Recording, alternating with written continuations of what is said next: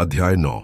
फिर परमेश्वर ने नूह और उसके पुत्रों को आशीष दी और उनसे कहा कि फूलो फलो और बढ़ो और पृथ्वी में भर जाओ, और तुम्हारा डर और भय पृथ्वी के सब पशुओं और आकाश के सब पक्षियों और भूमि पर के सब रेंगने वाले जंतुओं और समुद्र की सब मछलियों पर बना रहेगा। वे सब तुम्हारे वश में कर दिए जाते हैं। सब चलने वाले जंतु तुम्हारा आहार होंगे। जैसा तुमको हरे हरे छोटे पेड़ दिए थे, वैसा ही अब सब कुछ देता हूं, पर मांस को प्राण समेत अर्थात लोहू समेत तुम न खाना। और निश्चय मैं तुम्हारा लोहू अर्थात प्राण का पलटा लूंगा। सब पशुओं और मनुष्यों दोनों से मैं उसे लूंगा। मनुष्य के प्राण का पलटा मैं एक एक के भाई बंधु से लूंगा। जो कोई मनुष्य का लोहू बहाएगा, उसका लोहू मनुष्य ही से बहाया जाएगा, क्योंकि परमेश्वर ने मनुष्य को अपने ही स्वरूप के अनुसार बनाया है। और तुम तो फूलो फलो और बढ़ो और पृथ्वी में बहुत बच्चे जन्मा के उसमें भर जाओ। फिर परमेश्वर ने नूह और उसके पुत्रों से कहा, सुनो, मैं तुम्हारे साथ और तुम्हारे पश्चात जो तुम्हारा वंश होगा उसके साथ भी वाचा बांधता हूं, और सब जीवित प्राणियों से भी जो तुम्हारे संग है, क्या पक्षी, क्या घरेलू पशु, क्या पृथ्वी के सब बनैले पशु, पृथ्वी के जितने जीव जंतु जहाज से निकले हैं, सबके साथ भी मेरी यह वाचा बंधती है। और मैं तुम्हारे साथ अपनी इस वाचा को पूरा करूंगा कि सब प्राणी फिर जल प्रलय से नाश न होंगे, और पृथ्वी के नाश करने के लिए फिर जल प्रलय न होगा।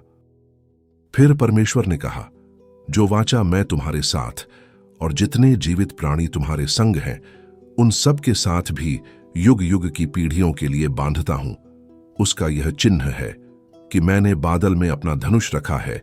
वह मेरे और पृथ्वी के बीच में वाचा का चिन्ह होगा। और जब मैं पृथ्वी पर बादल फैलाऊं, जब बादल में धनुष देख पड़ेगा, तब मेरी जो वाचा तुम्हारे और सब जीवित शरीरधारी प्राणियों के साथ बांधी है उसको मैं स्मरण करूंगा। तब ऐसा जल प्रलय फिर न होगा जिससे सब प्राणियों का विनाश हो।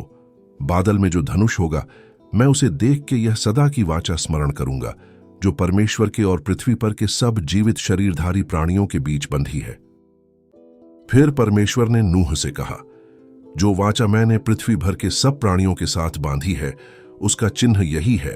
नूह के जो पुत्र जहाज में से निकले वे शेम, हाम और येपेत थे, और हाम तो कनान का पिता हुआ। नूह के 3 पुत्र ये ही हैं, और इनका वंश सारी पृथ्वी पर फैल गया। और नूह किसानी करने लगा, और उसने दाख की बारी लगाई, और वह दाख मधु पीकर मतवाला हुआ और अपने तंबू के भीतर नंगा हो गया। तब कनान के पिता हाम ने अपने पिता को नंगा देखा और बाहर आकर अपने दोनों भाइयों को बतला दिया।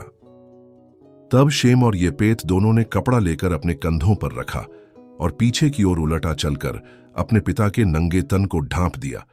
और वे अपना मुख पीछे किए हुए थे, इसलिए उन्होंने अपने पिता को नंगा न देखा।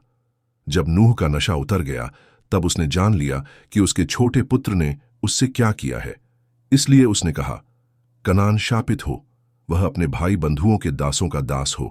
फिर उसने कहा, शेम का परमेश्वर यहोवा धन्य है, और कनान शेम का दास होवे।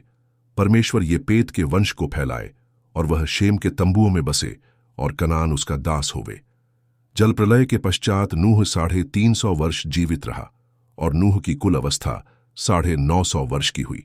तत्पश्चात वह मर गया।